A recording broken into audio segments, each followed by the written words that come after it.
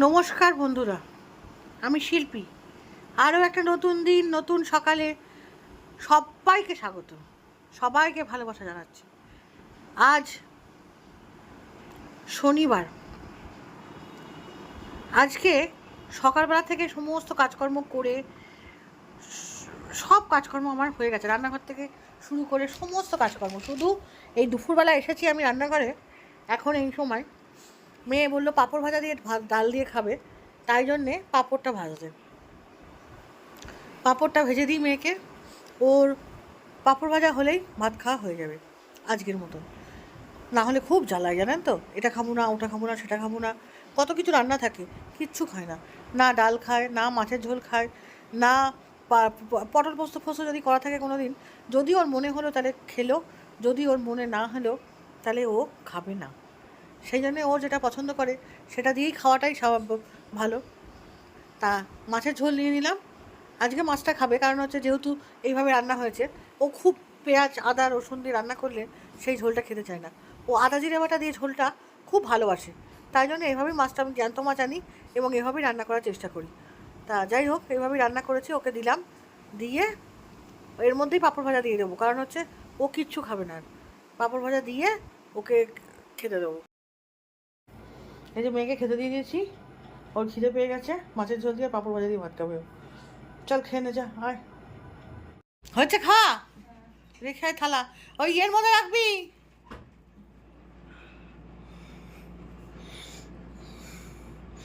এবার একটু শোবে, 2টো বাজে, স্যারের অঙ্ক টঙ্ক মনে হয়ে গেছে, একটু শুয়ে নিক, তারপরে উঠে আবার পড়াশোনা করবে। যারা গরমে বাইরে কাজ করছে তাদের কী পরিস্থিতি বলুন তো, না করলেও তো হবে না।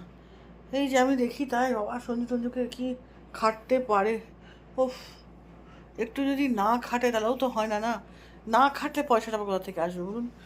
এই যে রিল্যাক্স করবো, তার জন্য তো পয়সাটারও দরকার। তার খাটলে যদি নাই খাটে তাহলে রিল্যাক্সটা করবো কী করে। তাই ভাবি যে এত গরমে কষ্টও হয় দেখে বাড়ি যখন আসে, কিন্তু কিছু করার থাকে না, কি করবো আমি বলুন। আমি আমার মতন এদিকে বাড়িতে কাজ করবো, সঞ্জুর মতন বাইরে কাজ করবে, এটাই তো জীবন। এইভাবেই তো কেটে আসছে দিন। এই মা কেন, তাহলে একটু জল দে, গ্লুকন্ডি গুলো দে। কেন তুই একটু গ্লুকন্ডি গুলো দে না।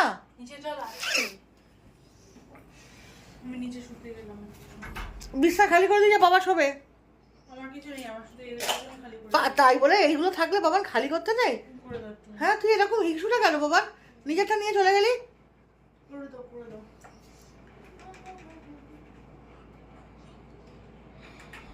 দেখুন, এই তো মানুষ করছি, এই যেগুলো বিছনায় পড়ে রয়েছে রিমোট টিমোটগুলো, এগুলো আর তুলবে না, নিজেরটা তুলে নিয়ে চলে গেল। চলুন দেখে আসি যে বড় ভাজাগুলো হলো কিনা। চলে গেছে মনে হয় ও।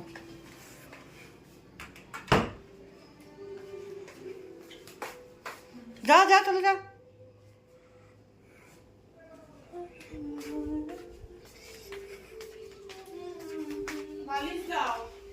এই বাবা নিচে আছে তো।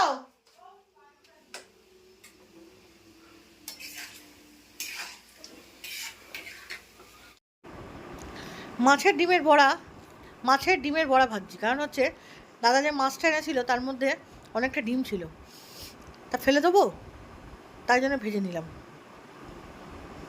তারপরে বিকেলবেলা, তারপরে আবার অনেকক্ষণ রেস্ট নিয়ে তারপরে আবার এসেছি। এই বিকেলবেলা আমি দেখাচ্ছি আপনাদের বাড়িটা, দেখুন আমাদের বাড়িটা কীরকম বদলে গেল না, কীরকম ছিল আর কীরকম হয়ে গেল। সামনেটা দেখে এখন চেনা যায় যে এটা আমাদের বাড়ি? চেনা যায় না বলুন। কি সুন্দর কনস্ট্রাকশন হয়ে গেছে, সামনে গেটটা বসে গেছে, অনেক দিন গেটটা ছাড়া ছিল। তারপরে বিকেলবেলা চলে গেলাম একটুখানি একটা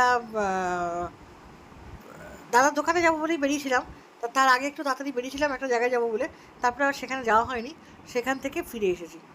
ফিরে তারপরে দাদার দোকানে চলে গেলাম। সন্ধ্যাবেলায় একটুখানির জন্য বেরিয়েছিলাম, দোকানের দিকে গেছিলাম, একটু দরকার ছিল দাদার দোকানের দিকে, এছাড়াও আমার একটু পার্সোনাল দরকার ছিল, একটু বেরিয়েছিলাম। বাপরে বাপ, কী বিভৎস গরম, মানে মনে হচ্ছে কখন বাড়ি যাব, কখন গিয়ে ঘরের মধ্যে গিয়ে জামাকাপড় ছেড়ে গাটা ধুয়ে একটুখানি বসবো।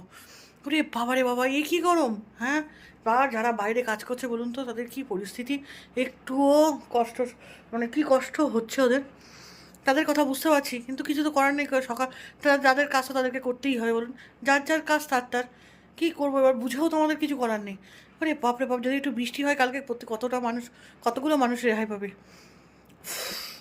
তা একটু ভাত বসিয়ে দিয়েছি, আজকে আর রুটি ফুটি খাবো না, ভাত বসিয়ে দিয়েছি, আর তরকারি ডাল সব আছে, গরমে বসিয়ে দিয়েছি, ব্যাস আর কিছু করবো না, ভালো লাগছে না আর কিচ্ছু।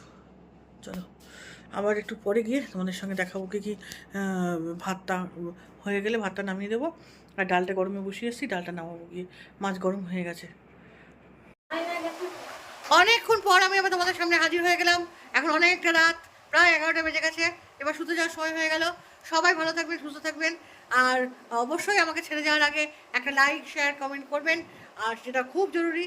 আর ওটা হচ্ছে সাবস্ক্রাইবটা অবশ্যই করবেন, সাবস্ক্রাইব করেই দেখুন না, অসুবিধা কী আছে, একটুখানি নাই ভালো নাই লাগতে পারে, ছোটো বোন হিসাবে যদি যেখানে যেখানে ভালো লাগবে না সেখানে ছোটো বোন হিসাবে বা মেয়ে হিসেবে যা কোনো যেভাবে আমাকে ডাকেন, যেভাবে আমাকে ডাকতে ভালোবাসেন, সেই হিসাবে আমাকে ক্ষমা করে দেবেন, আমাকে কমেন্টস করবেন যে এখানে তোমার ভালো হচ্ছে না, আমি সেটা আবার শুধরে নেবো, অসুবিধা তো কিছু নেই, কিচ্ছু অসুবিধা নেই। ঠিক আছে, টাটা, গুড নাইট, সবাই ভালো থেকো, সুস্থ থেকো। আমি কালকে আবার নতুন ব্লগ নিয়ে তোমাদের সামনে হাজির হয়ে যাবো, ততক্ষণ পর্যন্ত টাটা, সি ইউ।